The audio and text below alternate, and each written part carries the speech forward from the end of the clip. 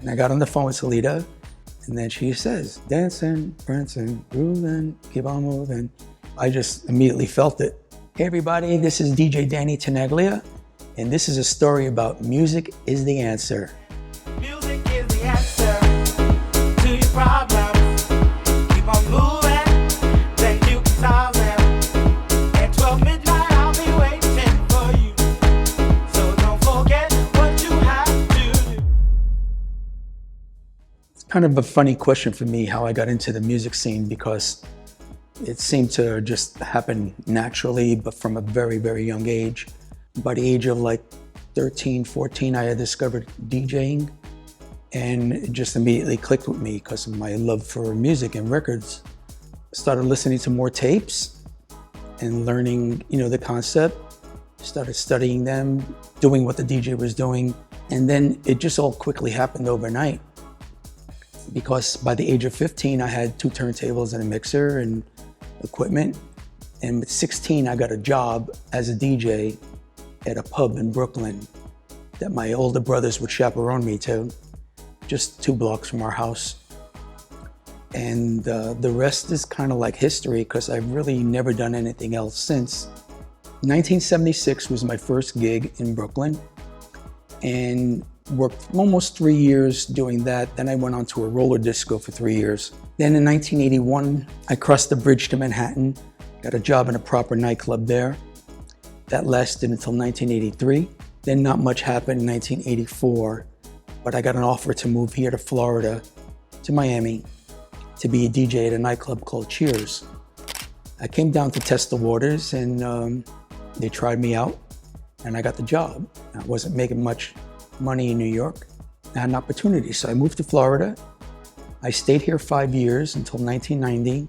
And then in 1988, I decided all these people that were my peers and colleagues, people I've looked up to, Chef Pettibone, Arthur Baker, Jelly Bean, they were all making records like left and right. And I felt like we all come from the same roots. I feel like I could do this too, and I wanted to. So I went to a studio nearby, a 16-track studio, and I met an engineer.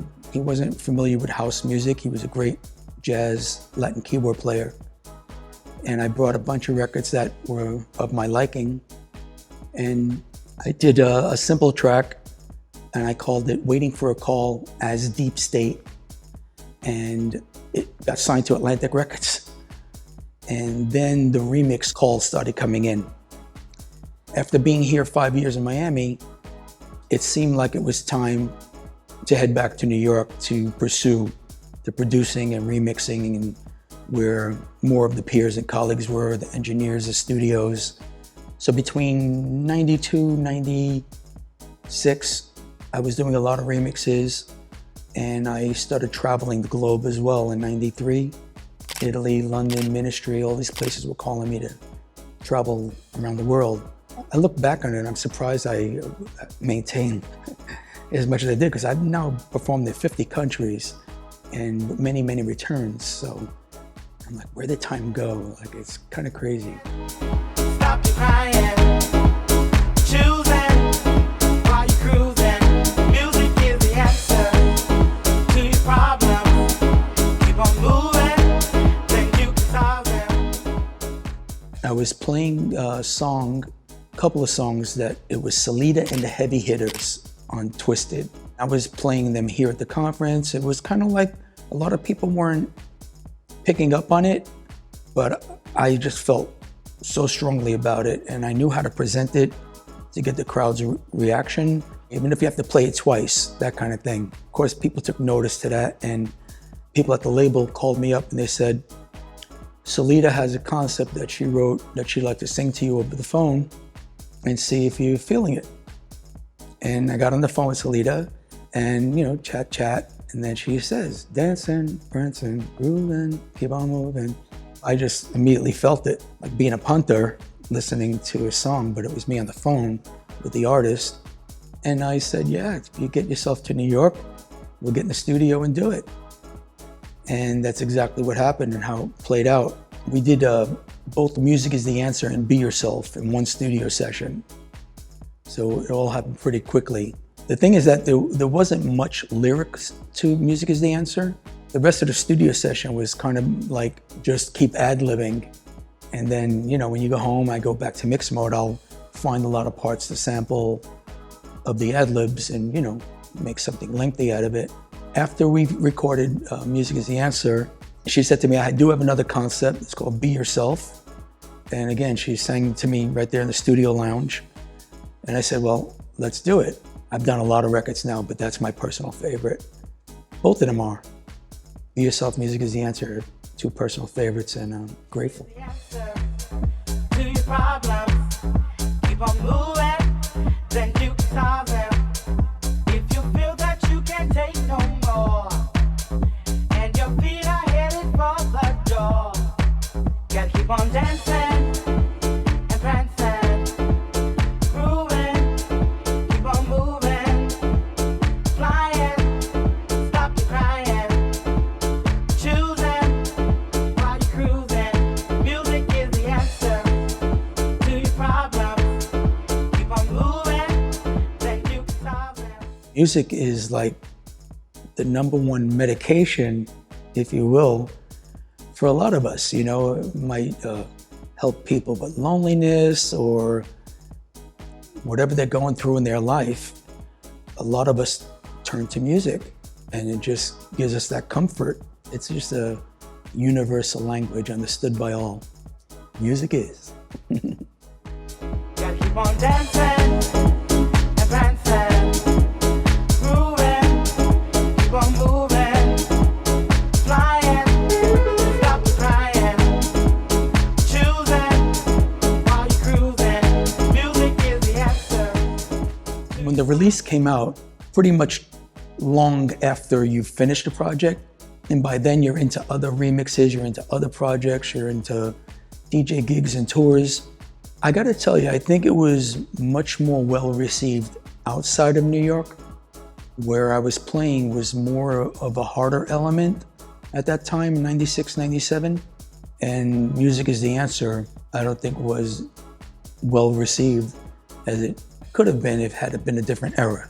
But I was grateful to know that how well it was being received in places like Italy, where they loved that deeper house sound, and England and Tokyo, I'm sure other places too. It was over 20 years ago.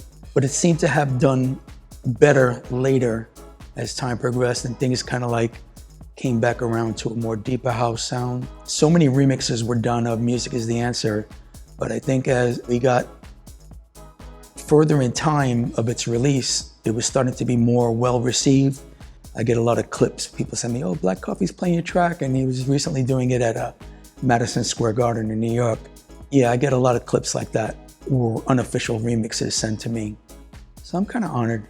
Grooving, keep on moving, flying, stop your crying, choosing while you're cruising. Music is the answer. We did have an offer to do a music video, but we would have had to fly to Germany to do it. And at that time, my schedule just didn't permit it. So I couldn't make it to Germany to be part of a music video. And I also honestly felt like, what am I gonna do in the video? I'm not singing. I was thinking of other DJs that have records out that they're not really the main front person in it, and they might just be sitting there or running on a beach or something. Like, I just felt like, no, this ain't me. But the music video that is released, if you Google it on YouTube, is kind of like a silhouette dancers. And I don't even know who did it. I don't know if it's official, unofficial, but it's the one that pretty much got a lot of views. And it's just cycling the same dance steps over and over. But I guess it's, you know, it's featuring the song, which is the most important thing. My fondest memories of Music is the Answer, besides the studio sessions, is definitely places overseas. I'd say Ibiza and Italy and Montreal come to mind, the places that really got those reactions that give you goosebumps, you know, and just make you feel proud. And I'm kind of glad in some ways that Music is the Answer didn't become such a international pop hit. Sure, it might have put money in my pocket, but I think the fact that it's been kept underground to a degree has kept it its life longer, and I think it's going to live on throughout the years because of that. It's not like it's something that's been forced down people's throats on radio or videos, and you know, they're sick of it. It's just something that, who knows, people could chant for another 50 years. Music is my companion, it's my livelihood, it's my lifestyle. Music is. It's all of that. I can't imagine living anything else. It's very strange of a concept to see it that way. But now it's 63, and you know, next year it'll be like 50 years of me being a DJ. 50 countries. It has to be the answer.